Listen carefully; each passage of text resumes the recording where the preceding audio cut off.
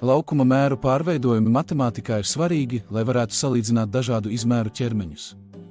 Piemēram, lai aprēķinātu, cik daudz nepieciešams krāsas, ja nepieciešams nokrāsot nobružātu plauktu, bet krāsas pārklājuma parametri norādīti kvadrātmetros, savukārt plaukta izmērs ir centimetros.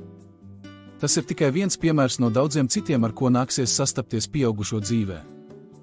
Lai veiktu šos pārveidojumus, mums ir jāsaprot, kā garuma vienības attiecas viena uz otru. Piemēram, zinām, ka 1 kilometrs ir vienāds ar 1000 metriem, 1 metrs ir vienāds 10 decimetriem, 1 decimetrs vienāds 10 centimetriem un 1 centimetrā ir 10 milimetri. Taču ir svarīgi izprast, ka šīs attiecības nevar vienkārši pārnest uz laukuma vienībām. Lai iegūtu kvadrātcentimetru, mēs nevaram vienkārši pateikt, ka tas ir vienāds ar centimetru, jo laukuma vienība iegūst vienu kvadrāta malu reizinot ar otru malu, divās dimensijās, platumā un garumā, un rezultāts ir šo aprēķinu summa ar apzīmējumu kvadrātā. Tātad 1 kvadrātcentimetrs ir vienāds ar 100 kvadrātmilimetriem, jo 1 centimetrs reiz 1 centimetrs ir tas pats, kas 10 milimetri reiz 10 milimetri un iznākumā 100 kvadrātmilimetri, ja runājam par laukumu.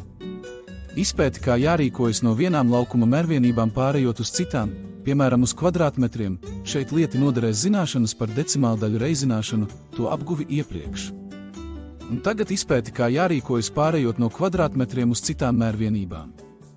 Šie pārveidošanas principi ir svarīgi jebkurā matemātiskā vai fiziskā kontekstā, kur tiek aprēķināts laukums. Tātad nākamreiz, kad vajadzēs pārveidot laukuma mērvienības, atceries šīs pārveidošanas likumsakarības, tās tevi nekad nepievils.